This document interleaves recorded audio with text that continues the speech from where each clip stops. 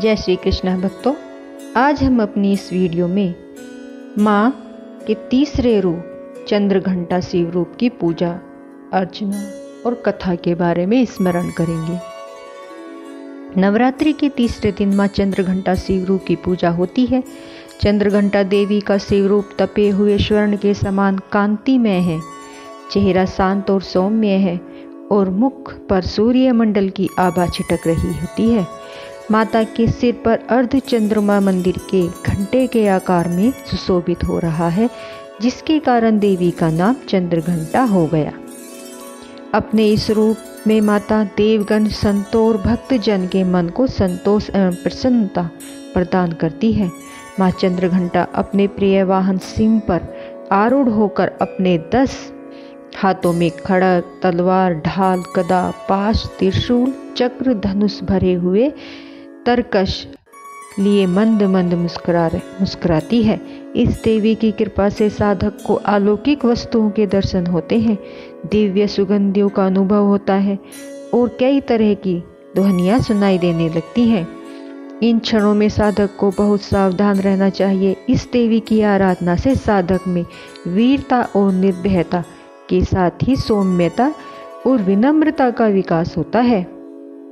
इसलिए हमें चाहिए कि मन, वचन और कर्म के साथ ही काया को विहित विधि विधान के अनुसार परिशुद्ध पवित्र करके चंद्रघंटा के शरणागत होकर उनकी उपासना आराधना करनी चाहिए। इससे सारे कष्टों से मुक्त होकर सहज ही परम पद के अधिकारी बन सकते हैं। यह देवी कल्याणकारी है। माँ चंद्रघंटा की पूजा करने से जातक के सभी पाप नष्ट हो जाते हैं और जन्म जन्म का डर समाप्त हो जाता है और जातक निर्भय बन जाता है। माँ के इस स्वरूप की पूजा करने के लिए घर और मन में शांति आती है, साथ ही परिवार का कल्याण होता है। इस दिन माँ को दूध या इससे बनी चीज़ें अर्पित करनी चाहिए। इससे हर तरह के दुखों से मुक्ति मिलती है। माँ को सफ़ेद फूलों के साथ साथ लाल फूल भी चढ़ाए जा सकते हैं। गुड़ और लाल सेव माँ को बहुत पसंद है। चंद्रघंटा माँ की आरती के समय घंटा बजाने का भी विधान है। इसकी प्रसन्नता हेतु कन्याओं को आईना, रोली, खिलौना आदि भेंट करें। माँ चंद्रघंटा की उपासना का मंत्र: पिंड जय प्रवरा रूढ़ा चंड कोपास्त्र के यूरता प्रसाद तनुते महाचंद्र घंटिते विश्रुता। माँ चंद्रघंटा की कथा। देवताओं और असुरों के बीच लंबे समय तक युद्ध चला। असुरों का स्वामी महिषासुर था और देवताओं के इंद्र। महिषासुर ने देवताओं पर विजय प्राप्त कर इंद्र का सिंहासन हासिल कर लिया और स्वर्ग लोक पर राज करने लगे। इसे देखकर सभी देवतागण परेशान हो गए और इस समस्या से निकलने का उपाय जानने के लिए त्रिदेव ब्रह्मा, विष्णु और महेश के पास गए। देवताओं ने बताया कि महिषासुर ने इंद्र, चंद्र, सूर्य, वायु और अन्य देवताओं के सभी अधिकार छीन लिए हैं और उन्हें बंधक बनाकर स्वयं स्वर्गलोक पर राजा बनकर राज्य कर रहा है। देवताओं ने बताया कि महिषासुर के अत्याचार के कारण अब देवता पृथ्वी पर विचरण कर रहे हैं और स्वर्ग में उनके लिए स्थान नहीं है।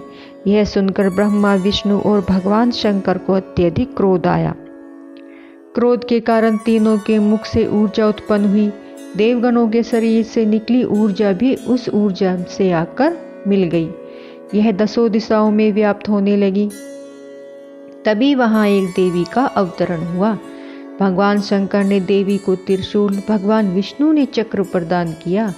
इसी प्रकार अन्य देवी देवताओं ने भी माता के हाथों में अस्त्र शस्त्र सजा दिए। इंद्र ने भी अपना वज्र और ऐरावत हाथी से उतारकर एक घंटा दिया। सूर्य ने अपना तेज और तलवार दिया और सवारी के लिए शेर दिया। देवी अब महिषासुर से युद्ध के लिए पूरी तरह से तैयार थी। उनका विशालकाय रूप देखकर महिषासुर यह समझ गया कि अब उसका काल आ गया है। महिषासुर ने अपनी सेना को देवी पर हमला करने को कहा।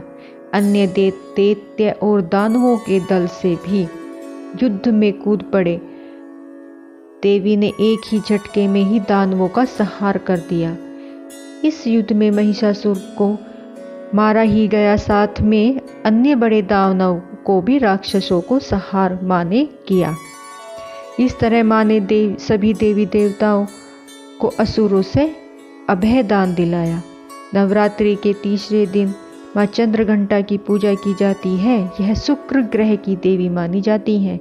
नवरात्रि के तीसरे दिन माँ चंद्रघंटा की पूजा अर्चना करते वाले जातकों की जन्म पत्री में शुक्र दोष समाप्त होता है। तो बोलिए माँ चंद्रघंटा की जय, माँ दुर्गा की जय। हे माता, मेरी इस कथा में कोई गलती भूल चूक हुई हो तो उसके लिए क्षमा करना। तो कल हम माँ कासमुंडा की कथा का स्मरण करेंगे। बोलो माता रानी की जय।